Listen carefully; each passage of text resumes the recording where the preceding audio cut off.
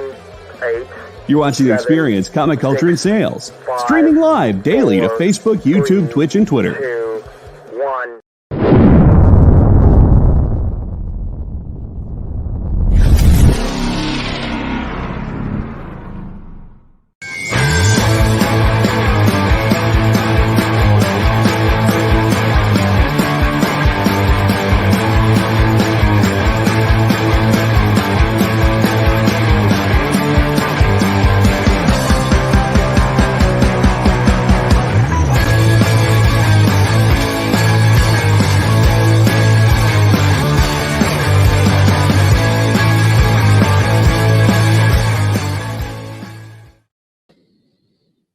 Everybody. Yep, Kyle's asleep on the mic, doing too much stuff. Welcome, everybody. It is time for Minute to Skim It, where Kyle might remember what he read today. And I read a lot of stuff, and I'm so excited. You guys have no idea. Because part of our, like the big thing about comic book shops is that we really do get real nervous when there's a big event that's going to be like, they say it's going to go on for multiple years or whatever. You read that first issue. You just read that first issue, and then if it's bad, it's going to be bad for everyone. But in this case, it was great. And poor Kyle, because he doesn't have access to the physical copies. He got the short stick this week. So I'm sorry, you're going to have to hear me talk a lot. Yeah, I got a fuzzy lollipop this week, man. Yeah. And again, it's one of those things, and I'm going to preface the whole show by saying this. Sometimes you read books that you're excited for, and they wind up just not being for you.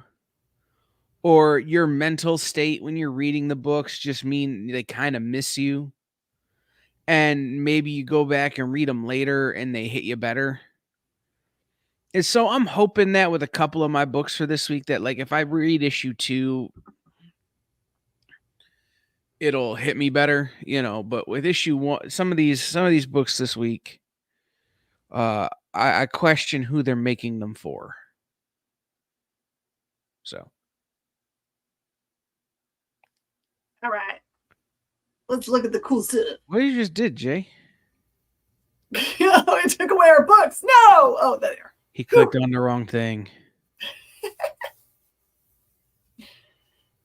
Skin Police. Oh, man, this one was so cool. If you can, I don't know if you can zoom in on the little barcode-y thing there, but it is kind of cool because it says you've been like accused or something like that by Oni. It'll make sense to you. Sorry, I've got to turn off my sound on my phone. So this happens in the reported. Thank you. Been reported. So in this feels like a future event 2124, I think is what it says. And it is somehow people are less able to have children the normal way. Like something happened. They don't say exactly what, but the setup is that people have resorted to in the past making clones so that they can have kiddos, because they can do that. But then it got banned, so can't do it anymore because it appears that at a certain time in their development, once they're grown up, that something happens. There's a switch that flips in their brain and makes them be really like paranoid and lose the crap. And it usually results in a bunch of people dying. So this is kind of like the Skin Police are hunting down, for lack of a better term, skin jobs because they're the clones. And this is mostly about really like a specific one of the policemen. And it's a kind of a cool concept. It has a kind of a big twist at the end regarding the clones themselves. So I think it's cool. It's like futuristic sci-fi, but doesn't have any like other than the clothes they're wearing. It looks kind of like just pretty near future, like 100 years from now, like it's purporting to be. So that's a really great job they've done.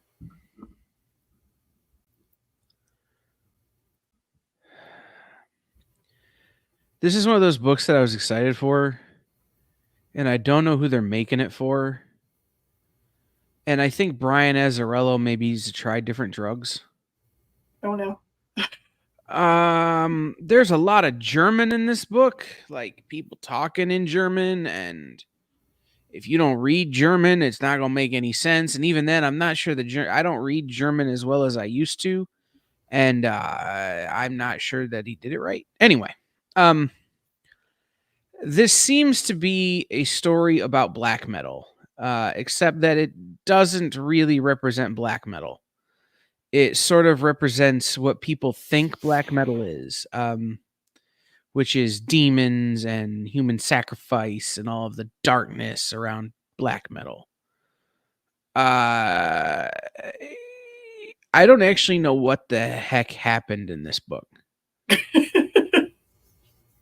It's because like I'm following it, and then all of a sudden, like the dialogue doesn't make sense. Like it's like they skipped a page in the PDF, or a couple of pages in the PDF, or there was a time shift, but the art doesn't necessarily reflect that it's a different location or time, right? It just kind of is. So it's like I've clearly missed a detail here that I need. And then you get to the end of the book and there's this big kind of supposed to be reveal, and you're like, is this the movie Hostel? Like, what has happened? And you don't know how you got there. And so while the art is beautiful, and I think this Vanessa Del Rey, it's a name I don't really know, is wildly talented. And if you're a fan of like Alex Cormack, this is a lot like that. I'm gonna keep trying. But Brian gonna have to explain a few things pretty quick, or we're just gonna wind up so far down a rabbit hole we're never gonna find our way out. I will have to say, the cover here is killing it. I really think that someone's going to be cosplaying that at New York. Right, and that's what I'm saying. Is like it has this really good look to it. If only the writing was as good as the art.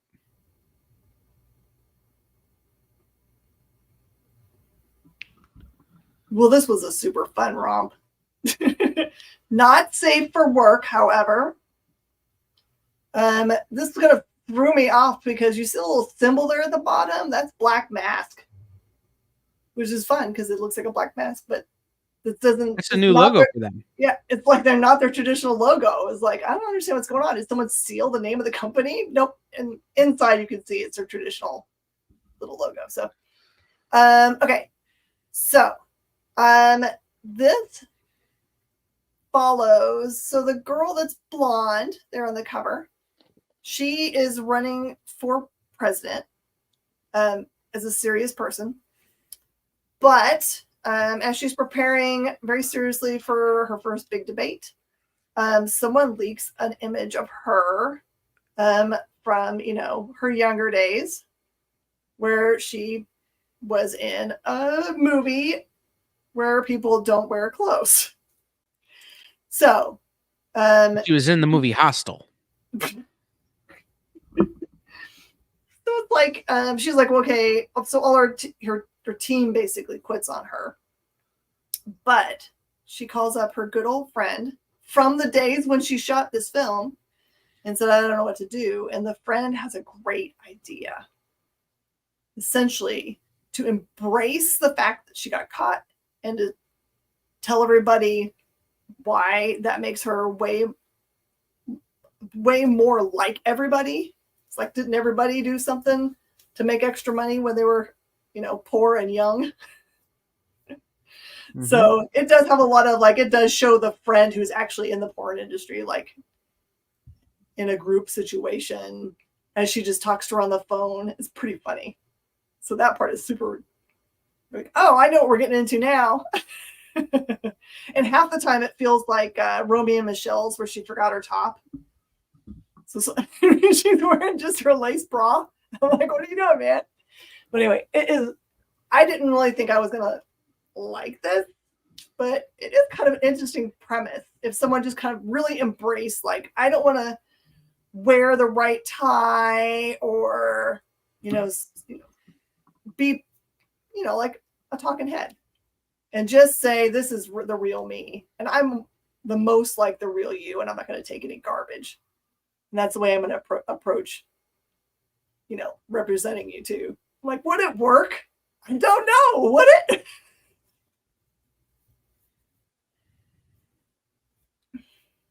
And Creature Commandos. This is written by Des Malchian again. So last week we had something from him, and now we got something this week. So I do believe that he is going to be involved in this film. Okay, well, that would make sense. Has he chosen a part? No, I think he may be like co-writing or even directing. I don't think he's going to be in it. Well, this is great. This is kind of interesting because it is the formation of the team. They go out and find some, like, the only real original team members meet Frankenstein, and he seems like to be completely like a child. Like, one of the other like people that forms the team is just like, you're a good boy. It's okay. You didn't mean for that to happen. Who's a good Frankenstein? Who's a good Frankenstein? Yeah. And so they find a couple of, like, they have to be really careful approaching some of the members because they're super dangerous and they haven't been part of them before. But it does feel a little bit like when you form a team for, like, if Amanda Waller was going to form it, it's kind of like going, well, they're already dead anyway or whatever. So I think it's cool. I like the characters they've chosen, but really Frankenstein's my favorite, especially in his current state, because it feels like, I don't know, Moon spells moon. Okay. I know a lot of you are really looking forward to this book.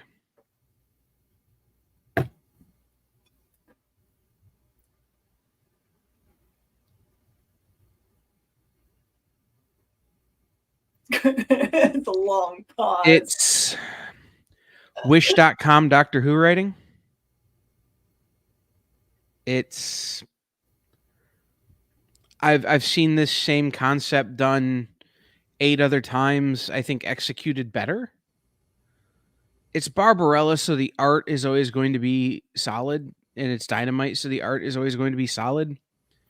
But again, this is not coming out of Barbarella Volume 3, I expected better. With a Barbarella movie on the horizon, I expected better. This feels like it was somewhat phoned in.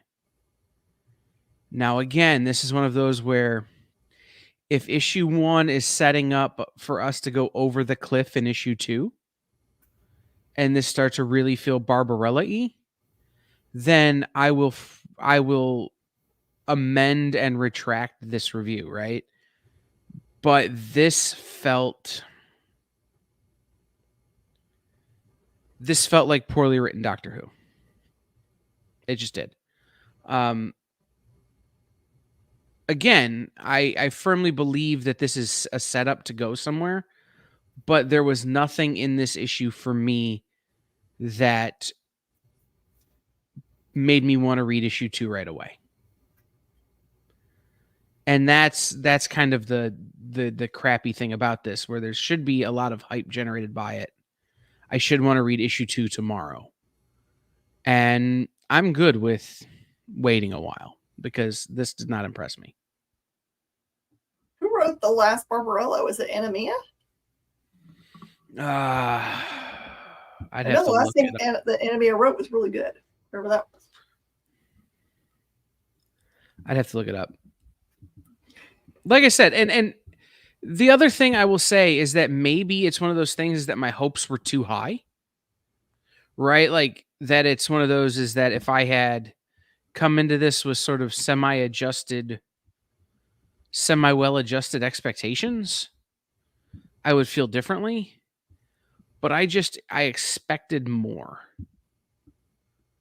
So Oh, Betty Page. That's right. Yeah. I want to see some more of her work. She's dope. Okay. Night of the Slashers. Oh my gosh, I can't remember how this one starts. Hold please. You know when you like read one too many things? I'm even gonna hype the fact that I'm like, what was this one? Because the other one was super. There was 2 spook books that I read this week, which makes it tough. Yeah, the last Barbarella volume was Sarah Hoyt. Oh, yeah. This is good. Like, something's going on in this town that doesn't make any sense. Okay. So, from what I can tell, these people end up in this town. There's someone that's attacking people. Like the very first page, essentially, is some girl getting shot with an arrow through her mouth. And that's not good. And they kind of all get stuck in this. So they meet this old lady who takes them, I think it might be her B&B or whatever. And she's kind of like, you need to get in your rooms and stay in your rooms, everything, whatever. And you feel like it's so that the misdirect is like where the danger's coming from in this book. But it's very, like, if you like the Night of the Living Dead, you will like this. It's just more slashery than zombie, if that makes sense.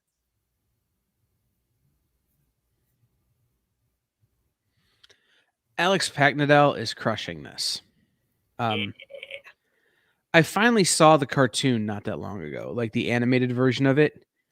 And now that I've seen it, I can hear the voices when I read this book, and it makes it that much better. This is entirely what you would expect if this was a really dark, like, book about an actual cult, right? Like if you had actual, realistic or semi-realistic art, or if you think The Devil That Wears My Face kind of style art, this would fit just as well. The story would still work. But because it's these relatively cute woodland creatures, and like the prophet is a duck, like it just plays better and lighter and more interesting. And it really digs into the trouble you have if you're the leader of a cult, right? Things you don't think about as being a problem for being a cult leader are a problem if you're a cult leader. Like, hey, where are we gonna get food? I didn't think about that. Stuff like that. And in this issue, it's more about when you have bad news come your way as the leader of a cult. What do you do? Or when there's other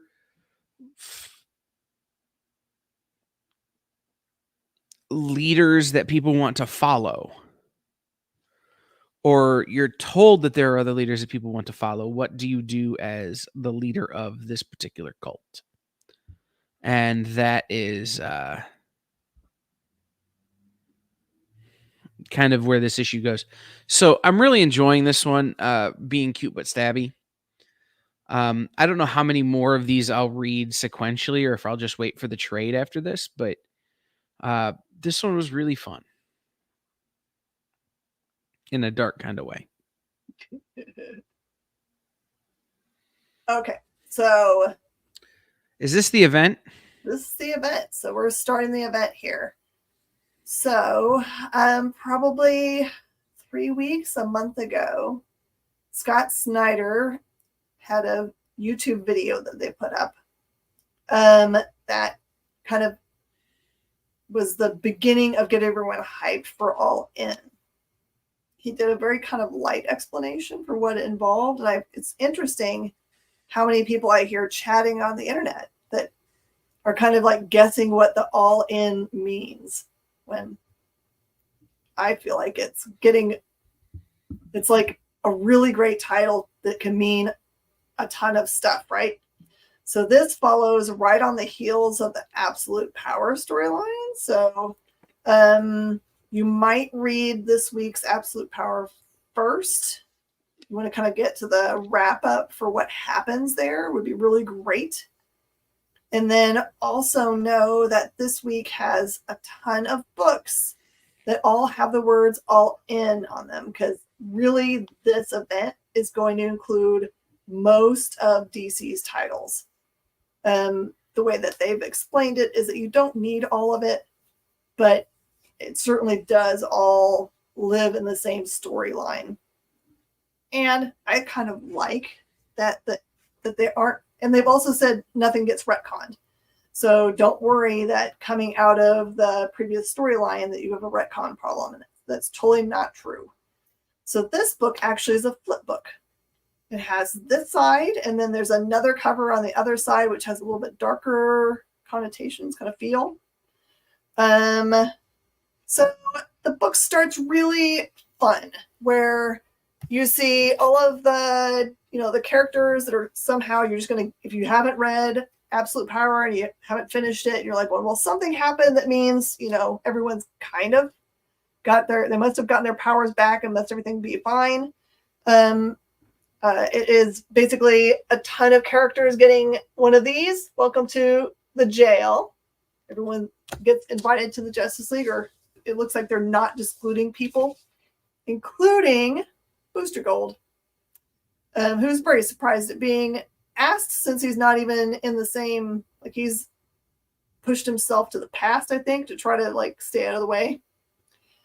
So, and he's super important to the storyline. So they get kind of the whole front end of this story is them getting together, them making it clear that there's always, they have a blank, membership card, saying that means that there's always room for another person as part of the Justice League, and that they have learned from the events of Absolute Power that they've got to stay together. So it's neat the way they describe all of the different things they use in the making of this new place. It's really they are using the skill levels of all the big powerful guys. It's really cool. And then, so I don't ruin anything for you, just know the other side starts the storyline not again, but from a different POV, and all matches together right in the middle. So when you get to the middle of the book, you are at the same exact point in time, which is really, really cool. This is my heads up, fair warning, that if you are going to read DC at all this next year and you want to be at the beginning of stuff, definitely get this book specifically, and then really start thinking about adding to your pull boxes. It might be too late, honestly, for Absolute Batman, Absolute Superman, and Absolute Wonder Woman. You have still time for Wonder Woman, but Batman's already pre-sold out at distribution. Superman, I haven't heard. And in this all-in special, the Absolute Wonder Woman is prominently displayed. That image you see on the Absolute Wonder Woman on her weird space horse is in this book. So it is a good time to just add all into your pull box if you want to enjoy a giant universe. Oh, Hyde Street. This is super creepy. Okay, so this is part of the Ghost Machine universe. And as you might have noticed in the back of most of the books, they actually have a, where does this fit in the Ghost Machine universe? Because they all fit. No matter how much they seem like they can't, they do. So Hyde Street is an actual place that feels like it's purgatory-ish, or heck, I don't know, where feels like people get sent. They don't realize that they're not just in a regular plane of existence. Bad people get sent. And this person on the front gets sent there, and there are a couple other people that are in there. One of them is a little cute Boy Scout guy, who he looks real innocent, but there is some really scary demony kind of stuff that he does. So basically, if you find yourself on Hyde Street, you are probably going to pay a price for something you've done in your life. and it's not going to be pretty when you pay. So it's very, very cool and dark and gory. If you and you guys that like the dark and gory stuff, this is a cool start. And you should be able to figure out what the tie-in, because it actually has a list of the people that are agents that are assigned to doing this kind of stuff. It actually has a list of how many people they've done stuff to. I don't know. It has the big long list, so I think I can figure out who one of those people is. So X-ray glasses. Yep. He's got a special place in heck. So I really like what Junie Ba is doing with this Teenage Mutant Ninja Turtles Night Watcher.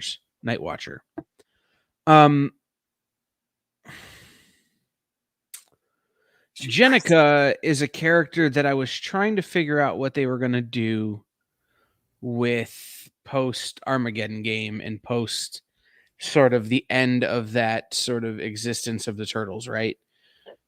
After TMNT 150, things were like, what do you do with a character like Jenica?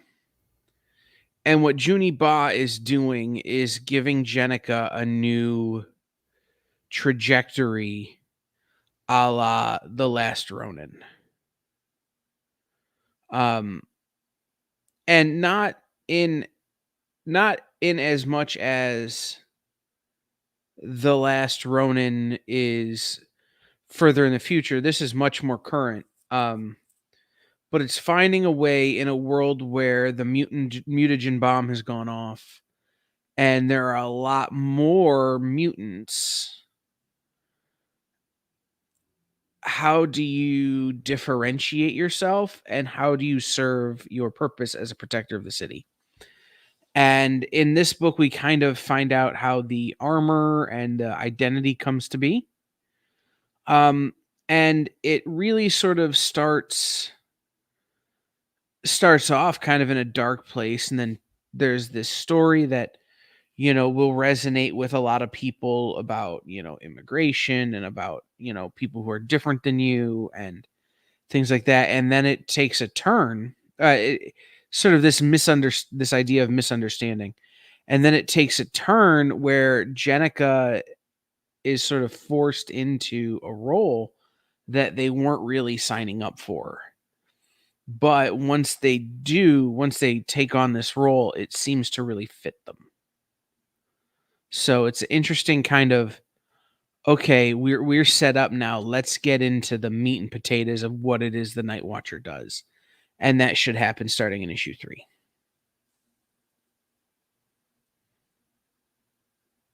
Okay. So just for the record, I have read this book, but I didn't get it to read this week. Okay. So I'm just going to go.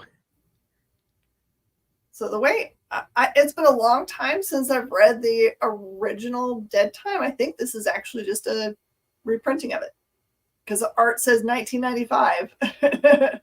So I think this is the original The Crow Dead Time. This is great for a new generation to read, because it's really daggum hard to find the original stuff.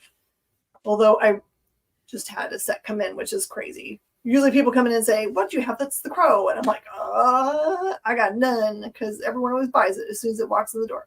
So this one is like just amazing art. So this is multiple stories being told at the same time. So it jumps back and forth in the time. One is a pioneer woman who obviously has had a child with a native person, and these soldiers come by her homestead and see that she has obviously a mixed child, and she's wanting to get them off her land. So she's got a gun, which is the way you should address all men coming onto your land when your significant other's not there.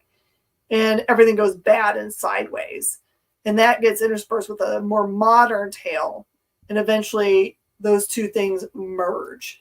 And that character is like, do you remember this happening? And so it feels like it's very it just kind of melds those two stories. But the art there's a lot of it that's like that cool. It's black, but they've scratched out the white parts. So it's the kind of the negative. And it does a good job of mixing a bunch of there's a bunch of different styles of art. It's all black and white. So sorry. Is it Eddie that can't see black and white? I'm so sorry. I wish you could see this because it's so pretty. But yeah, here's your chance. Thanks to Marianne for getting us another chance at getting to see some cool crow. Well, and Jim told me a few weeks ago at Monroe Comic-Con when I talked to him that he's very excited to be working with Sumerian. They seem to be treating him really well. So good. I'm glad to hear it. Bueller! Oh, and this is me too. Okay, so this is kind of cool. So this is a bunch of stories, crap ton of stories, like 8 stories or something. Okay. And it's neat. So they're like, each one of them takes place like either it says in there, like either right before or during the time of. First story happens during crisis. There's one that takes place during oh my gosh, Night's End, maybe Nightfall. There's like every big storyline that's ever happened for DC. It has this little snippet of a story that they've created to just throw in there. I think it's a super cool idea because what I hope happens is that people reading this material say to themselves, oh, maybe I want to read the larger story for those things. And it's perfect because since all of those are kind of what I consider essential reading, it will be a good kind of like tease or jumping on point or whatever for them. I have a lot of people coming in the shop now that are either new to comic books or they're just young enough they haven't really had their own money to spend on comic books yet, and are looking for, where do I start? So this would be a good gift for somebody you're like, in your life that you're like, they're thinking about comic books, they don't know if they want to do comic books. And it's like every story is done by a different creative team, so they'll get a bunch of different creative teams and get to see what they look like. So it's really cool.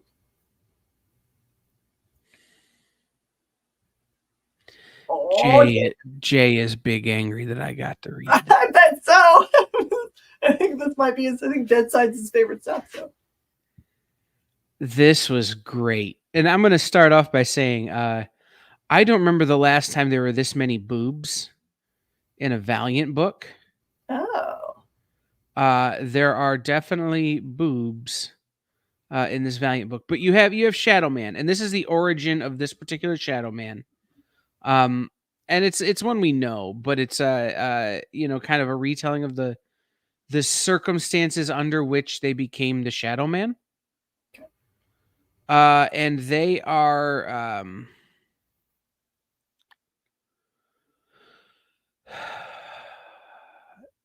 kind of, I want to say, semi-inactive.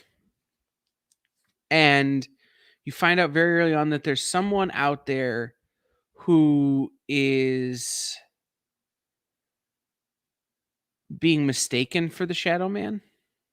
Oh. But they are not a good person. Mm. They are from Deadside. And they are a very powerful magic user. Okay. Yeah. I'm trying not to spoil who it is because it's only a character. So many people it could be. Right. No. It's someone who, if you've read enough Valiant, you know who it is right away. But if you haven't read a lot of Valiant, like if you're rediscovering Valiant or if you're just getting into Valiant now, it's a good little fish hook. Good job, Jay. Real obscure. No one will be able to tell what that is at all. That's part of it, but that's not who we're talking about. No. And what you wind up having happen is all of the magic users in that sort of Creole tradition that Valiant loves so very, very much have to come together to kind of work against this guy.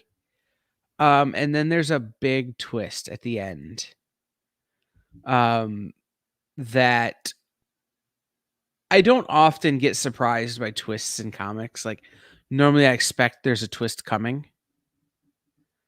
You know, even if I don't know what it's going to be, I can kind of, based on the way books are written or drawn, I go, they're going to drop a bomb in the last couple of pages. I did not expect this one. Man. This was a very, very good twist ending, in my opinion.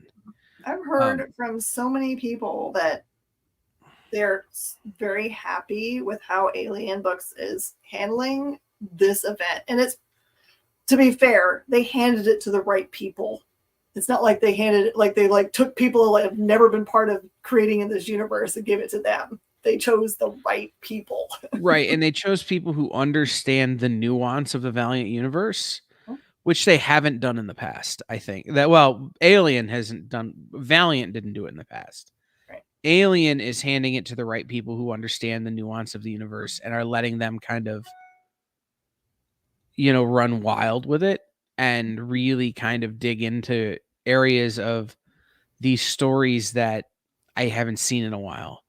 There is a lot of reference to voodoo and other sorts of Creole, New Orleans magic and things like that, that I think that the Valiant universe has been missing.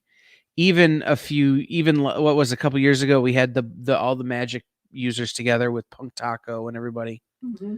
And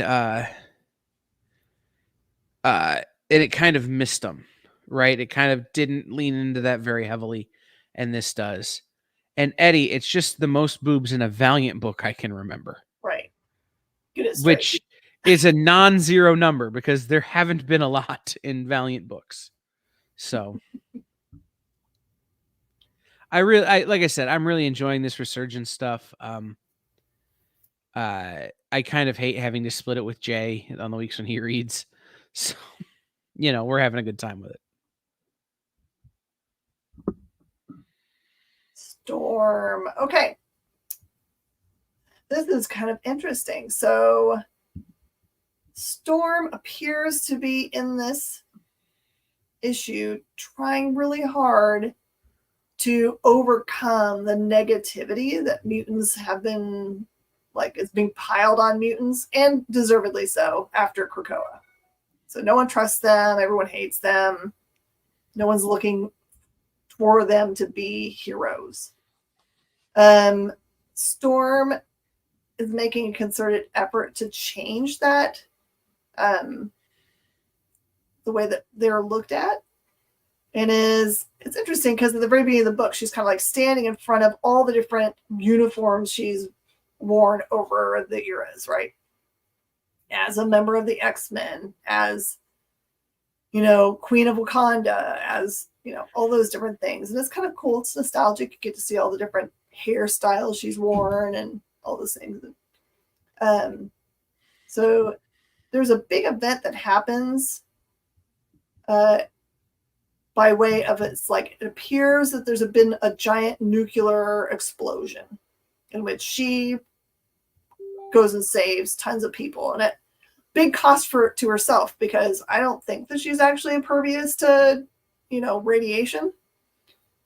So she's putting herself out there and actually gets damaged, but she finds out something about the event that she has a choice, that she can not mention it, and it will kind of not further the whole, like, negativity about mutants, or she can tell the truth and put all of that at risk. And that's the big key to this book. So it's like pretty amazing. And you will, even if you don't know anything about this character, you can go in completely not knowing anything. You will also enjoy really great art. Svengoolie! All right, these are two stories. The first one is kind of interesting. Svengoolie answers the door, and there is a door-to-door sales person, and they want to sell him used door knockers like the buzzers. And he doesn't really want to. He's got other stuff he's trying to do, but anyway, he ends up getting talked into it so he can make this guy go away. The problem is that the doorbell has 2 demons that are living in it, and if you ring it, then they come out, and then chaos ensues. So, and then there's a second story. It's fun because they play it pretty straight. He plays himself as Svengoolie, who actually is. He's like the host of a TV show, right? So, but he also just happens to live in a world in which everything is, like all the spooky characters and stuff. And that seems very normal for him. So it's a lot of fun. It has a lot of things that feel like commercials for Svengoolie TV, so the MeTV stuff. So if you are unfamiliar with it, then it has a lot of cool ways to get to know what they're doing, because it has like maybe 5 ads in it or something. So, and it's done on traditional newsprint paper, which kind of feels fun. Cool. So that's all the books we got this week. So we have some time. Yeah, I have some show and tell. So first, I got a couple of books at Baltimore Comic-Con that I haven't had a chance to show you guys or really read yet. So first, our friend Dan Price, Bigfoot Nose Karate foil variant.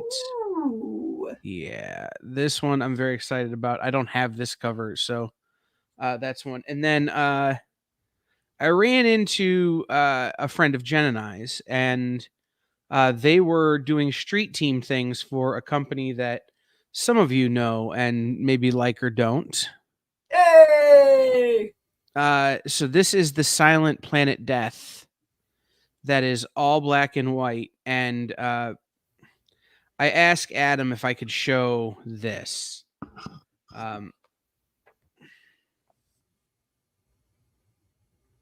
Wow.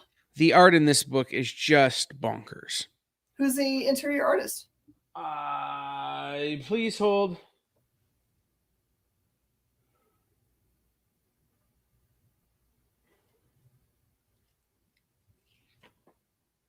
I do not remember.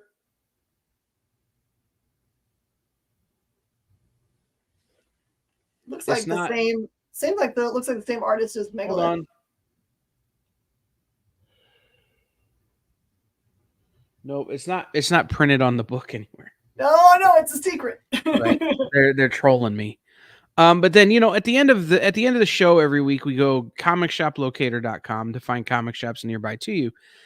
And since I'm in Baltimore and I'm here for a few more days, I wanted to find a local comic shop. And as it turns out, there's only one comic shop that is still in Baltimore proper. Most of the shops are in the burbs or out in like the counties surrounding Baltimore. There's only one shop still in Baltimore proper, and that's a shop called Dreamers and Make Believers, which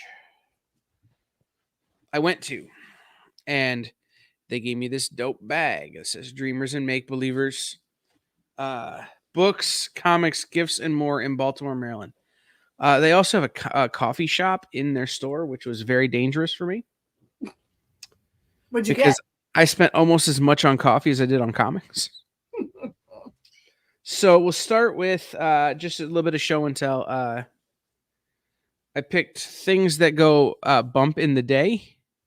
Aww. I got this from my nephew. Right. This feels like spooky things that it's for children's. Because I have to buy my nephew something everywhere I go. Then whenever I go to a local comic shop, I like to buy, if they have a local homies section is what I call it, but they're local creator friends. And so I got this one. This is The Truth About Cats. A music comic. And there's actually a song on the back that you can listen to, and there's a picture of this person, a bunch of people with cats. It's got this kind of style inside. That's adorable. Yeah, I always try and buy something from a local creator that I can't get just anywhere. And this is the other one I bought. This is Noah's Millions, Everything Sucks. This kind of reminds me in a big way of Cult of the Lamb. Style-wise. That's fancy. It's got spot foil. Yeah, they did a really good job on this, and it has stickers inside, which I like. Because I like stickers. I'm not going to take them out of the comic because then the comic's not near mint, but still. Then I picked up some other things that some of you will recognize and some of you won't, that I just haven't picked up yet. So Hell's Half Acre that I read last week. Mm-hmm. That got bent. Oh, well, I guess I'm going to need another one. This is... I don't know if this is local or not, but this is Good Trouble Comics, Recognized. This felt interesting. That looks cool. Yeah. Oh, and then this is from Silver Sprocket. This is The Changeling. I remember our friends from Silver Sprocket telling me about this book, and I finally found it in the wild, so I picked it up. Let's see what else is... Okay. So then everything else is from a sort of big publisher that Jen and I have been really high on for a while. So we have Blood Brothers Mother #2 and #1. I gotta catch up. I only read the first one of those. Because I really do like Brian Azzarello, and I love Eduardo Riso, so I'm excited to read these. And then last week, Jen read The Missionary. Mm-hmm. And I thought that looked really cool. So then I saw it on the wall, and then I'm looking at the covers, and nobody told me there was a Scotty Young. I didn't know there was a Scotty Young. There's not just a Scotty Young. There's a Scotty Young wraparound. Oh, dope. Yeah. And then it's, so it says on the front, we want one of your baby covers for this book. It's about a guy whose wife is totally redacted with a demon. It puts its redacted in redacted and redacted and then bursts out of the other side of redacted, then blasts redacted over redacted, and somehow under redacted and in again.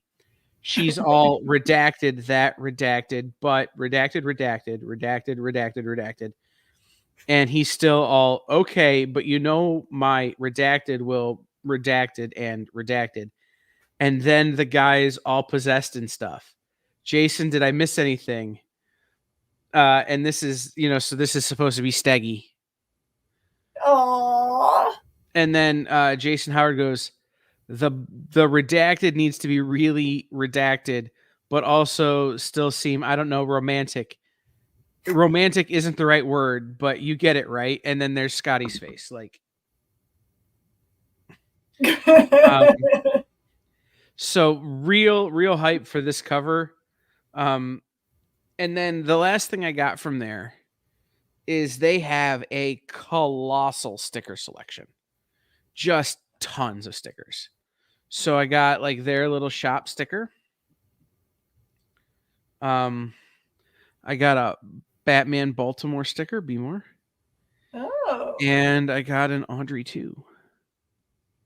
Oh my gosh, this is so cute. This is squishable. Yeah. I have the giant one of those in my shop. Is it for sales? Yeah, but it's giant. I'm talking. I understand. We need to discuss shipping rates. Okay. Anyway, anyhow, so I will be going back there tomorrow for New Comic Book Day. As it will be my home shop when I'm in town now. Those guys are great. Really dope shop, really cool space. They use their space really well. I may, depending on what time I get there, if they're down with it, go live and just do like a store walkthrough over on the EXP Instagram. So follow our Instagram. Sure. Blankety blank is how you say it. Yeah, I thought redacted was funny until I said it so many times the word lost all its meaning. I had semantic satiation from the word redacted. But yes. So every week we tell you guys that there's a great way to find local comic shops nearby to you. and that's Comic Shop Locator. And you go there and you type in the number of the place where you are, and it tells you where there are comic shops nearby to you. I could drive an hour to Third Eye Comics. I don't mind doing that. But to go to a local shop in a community in Baltimore where it's the only shop that's still in the city and they didn't expect me to come in and drop $100 on comics, but it certainly helps their day. And so if you can do that, especially when you're traveling or you're in someplace unfamiliar, or if you don't know where there's a comic shop nearby to you, going to Comic Shop Locator and finding a shop and giving them a call and being like, "Hi, I'm in town. I would like to come by. Are your hours what it says on the Google machine?"